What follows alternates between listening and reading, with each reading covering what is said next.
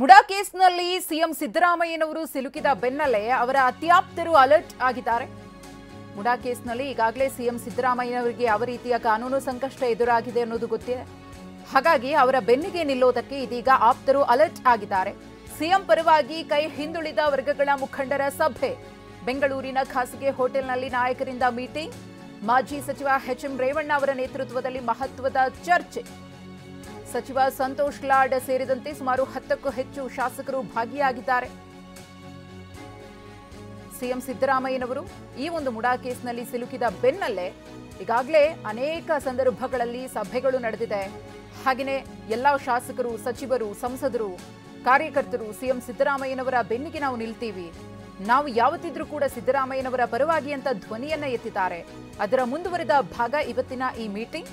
ಸಚಿವ ಸಂತೋಷ್ ಲಾಡ್ ಸೇರಿದಂತೆ ಸುಮಾರು 10ಕ್ಕೂ ಹೆಚ್ಚು ಶಾಸಕರು ಈ ಒಂದು ಸಭೆಯಲ್ಲಿ ಭಾಗಿಯಾಗಿ ಮುಂದಿನ ಹೋರಾಟ ಹೇಗಿರಬೇಕು, ಈಗಾಗಲೇ ಲೋಕಾಯುಕ್ತದಲ್ಲಿ ಎಫ್ಐಆರ್ ದಾಖಲಾಗಿರೋದ್ರಿಂದ ಇಡಿಗೂ ಕೂಡ ತನಿಖೆಯನ್ನು ಮಾಡಬೇಕು ಅಂತ ಹೇಳಿ ದೂರು ಕೊಟ್ಟಿರೋದ್ರಿಂದ ಮತ್ತಷ್ಟು ತೀವ್ರ ಸ್ವರೂಪವನ್ನ ಈ ಒಂದು ಪ್ರಕರಣ ಪಡೆಯುವ ಸಾಧ್ಯತೆ ಇರೋದ್ರಿಂದ ಮುಂದಿನ ದಿನಗಳಲ್ಲಿ ಹೋರಾಟ ಹೇಗಿರಬೇಕು ಅನ್ನೋದ್ರ ಬಗ್ಗೆ ಚರ್ಚೆ. ಈಗ ಅದು ಕೇಸ್ ನಡೀತಾ ಇದೆ, ಅದು ಚರ್ಚೆ ಆಗಲಿ, ಅದೇನಾಗುತ್ತೋ ಔಟ್ಕಮ್ ಏನು ಬರುತ್ತೋ ಅದಕ್ಕೆ ನಮ್ಮದೇನು ಅಭ್ಯಂತರ ಇಲ್ಲ. ಅದ್ರ ಬಗ್ಗೆ ಅಲ್ಲ, ಒಂದಂತೂ ಸತ್ಯ ನೋಡ್ತಾ ಇದ್ದೇವೆ, ಯಾವ್ಯಾವ ರೀತಿ ತೀರ್ಮಾನಗಳಾಗ್ತಾ ಇದೆ ಅನ್ನೋದಲ್ಲ. ಅದರಲ್ಲಿ ನನಗೆ ವೈಯಕ್ತಿಕವಾಗಿ, ಯಾಕೆಂದರೆ ಅದು ಎಲ್ಲರ ಮನಸ್ಸಿಲ್ದಿದ್ರು ಕೂಡ ಸಿದ್ದರಾಮಯ್ಯನವ್ರು ತಪ್ಪಿಲ್ಲ ಅಂತಕ್ಕಂಥದ್ದು ನಮಗೆಲ್ಲ ಗೊತ್ತಿದೆ.